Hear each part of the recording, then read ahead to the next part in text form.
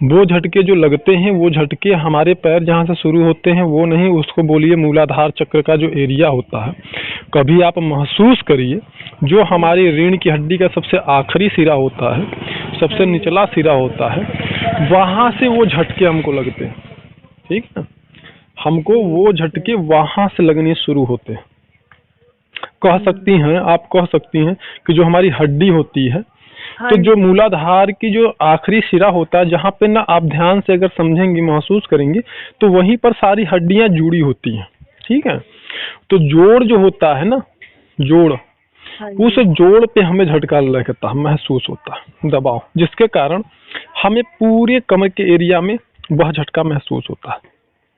उसका कारण ये होता है कि जब हमारी प्राण वायु एकाग्रचित होने की वजह से जब हमारी एकाग्रता बढ़ती है, समाधि लगने लगती है और ध्यान लगने लगता है, ध्यान सधने लगता है, तो वहां से जो अपान वायु ऊर्ध्व होती है, अगर कुंडलिनी अत्यंत उग्र है तो वह कंठ चक्र को खोलने का प्रयास करती है।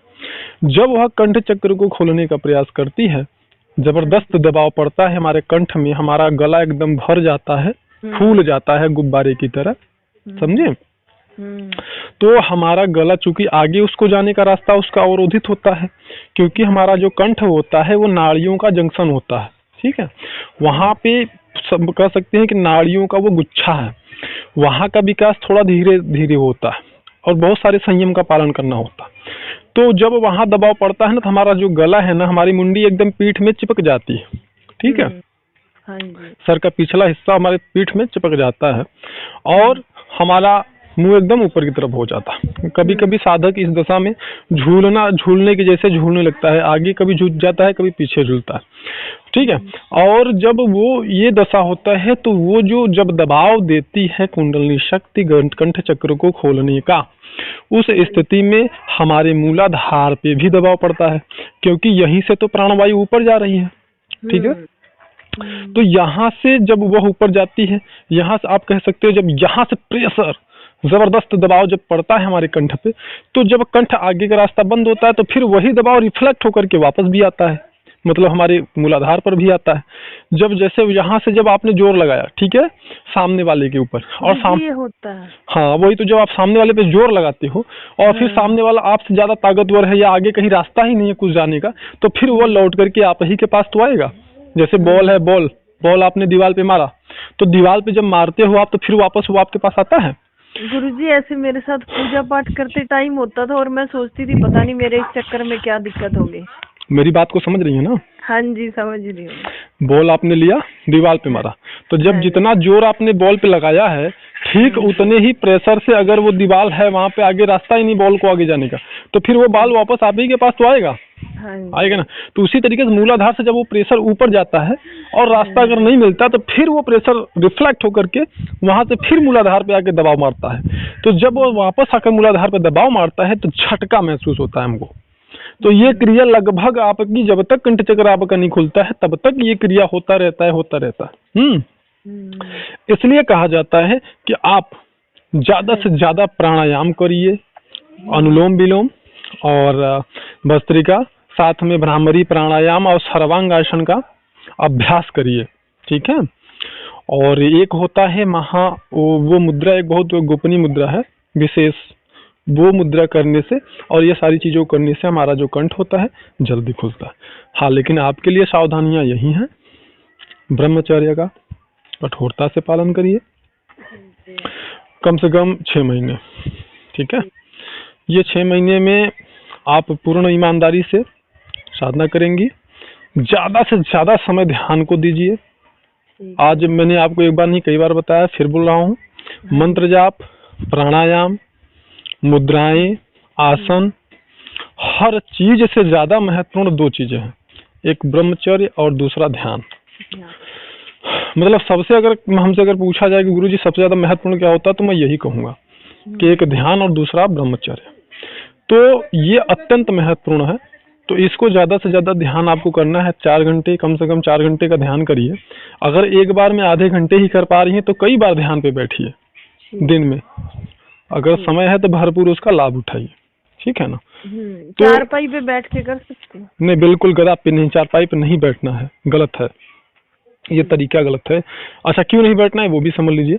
जैसे बहुत सारे लोगों को आपके माध्यम से मैं और लोगों को भी बता दे रहा हूँ, जैसे मैं डालूंगा तो और लोग भी जानकारी लेंगे ना। तो कुछ लोग कहते हैं कि गुरुजी थोड़ा सा मतलब सोफा पे बैठ के ध्यान नहीं कर सकते, कुछ लोग कहते हैं गुरुजी चारपाई पे, या कुछ लोग बोलते हैं गुरुजी बेड पे बैठ के ध्यान नहीं कर सकते। क्यों नहीं कर सकते हैं, मैं मना करता हूँ, तो क्यों मना करता हूँ वो समझ लीजिए।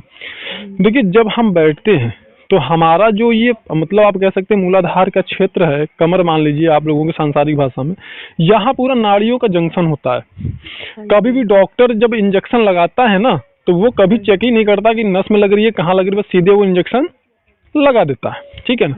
क्योंकि ये पूरा हमारी नसों का एक जंक्शन होता है, ठीक है ना।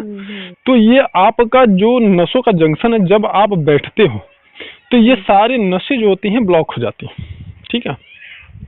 तो जो प्रेशर होता है, जो कि हमारा ब्लड जो है उसमें वो होता है, गति करता है ना, हमारे पूरी बॉडी में सर्कुलेट करता है ना, ब्लड हमारा दिल ब्लड को पंप करता है, पूरी बॉडी में वो चलता रहता है। तो उसका जो साइंटिफिक लॉजिक, साइंटिफिक जो यानी वैज्ञानिक जो उसका वो कारण है, नजरिया है, वो ये है कि जब हमारी नसें ब्लॉक हो जाती है वहाँ से, तो हमारा जो प्रेशर होता है, दबाव होता है प्राणों का, और हमारे मतलब उसका कंठ ब्लड का, तो वो हमारा ऊपर की तरफ होता है, मतलब जहाँ पैरों की तरफ बंद हो गया, ठीक है, तो बंद होने के बाद वो फिर ऊपर की तरफ उठने लगता है, ठीक है।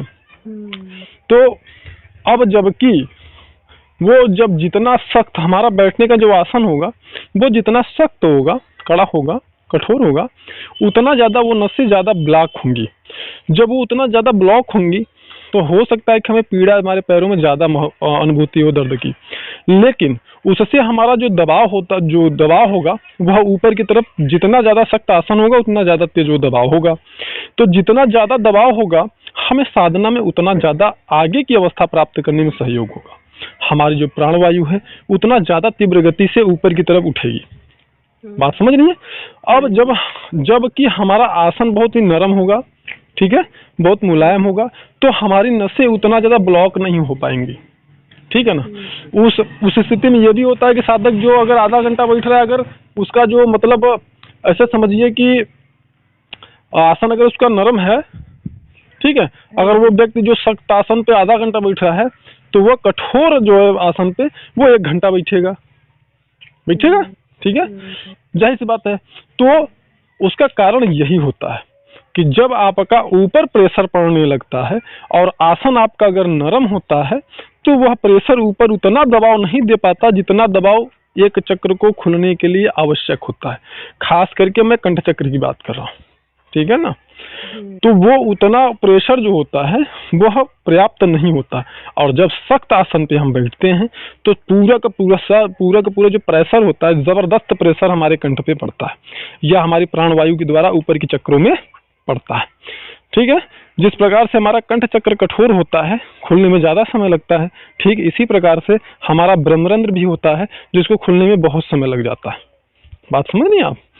तो इसलिए आसन का कठोर होना अनिवार्य है, सख्त।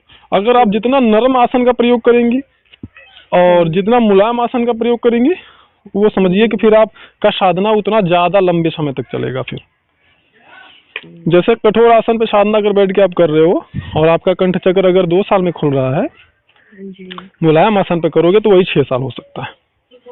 बात समझ गया। हाँ जी पूरी बात में जी।